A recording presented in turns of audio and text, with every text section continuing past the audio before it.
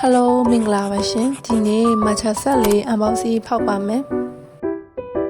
ဒီဆက်လေးကိုအရန်လိုချင်နေရမို့ဝယ်ပြီးတဲ့ page ကိုမနှဲရှာလိုက်ရပါတယ်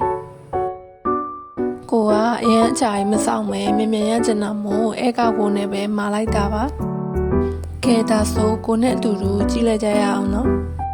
ကိုမှာထားတဲ့ဆက်လေးကအပြင်မှာတကယ်အရန်လာတာပါသူကလာလေးကအဖြူနဲ့အပန်းကိုပြပြလေးဆက်ထားတာမို့နှုတ်ဖတ်ပြီးတော့မှအရန်လာပါတယ်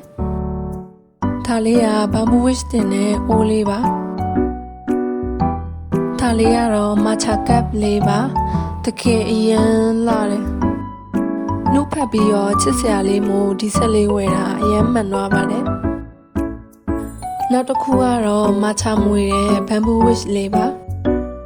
ဒီဘမ်ဘူဝစ်လေးကအပြင်မှာတစ်ခုချင်းစီရောင်းတာလေးလည်းရှိပါတယ်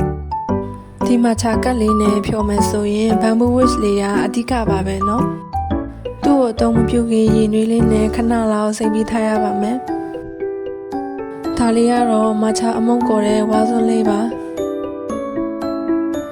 ဒါလေးကြတော့မချာအမုံလေးထည့်ပြီးဖြော်တဲ့အခါဒီစကားလေးနဲ့အရင်စစ်ပြီးတော့မှထည့်ပေးရပါတယ်နောက်ဆုံးတစ်ခုလေးကြတော့ခဏကဝါစွန်းလေးကိုတင်လို့ရတဲ့ဟာလေးပါဒါလေးကိုနာမည်ဘယ်လိုခေါ်လဲတော့ကိုလည်းမသိပါဘူးရှင်မချာဆက်လေးကိုအန်ဘောက်စီလုပ်တာပြီးသွားပြီဆိုတော့မချာအမုံလေးကိုဖောက်ပါမယ်ကိုဝယ်ထားတဲ့မချာအမုံလေးကတော့ဒီဒီဇိုင်းလေးပါရှင်ဒီမချာအမုံတို့လေးကတော့150 g ပါပါတယ်အားလုံးပြီးသွားပြီဆိုတော့တစ်ခုချင်းစီကိုအနီးကပ်လေးတွေရိုက်ပြပါမယ်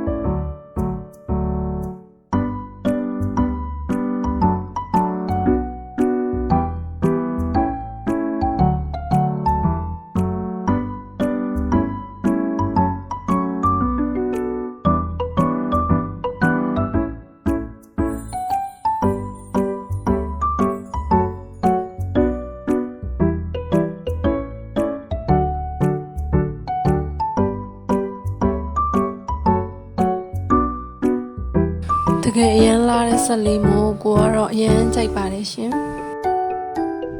ကိုရဲ့မချဆက်အန်ဘောက်စီလေးပြီးပြီဆိုတော့အားလုံးပဲတက်တာပါရှင်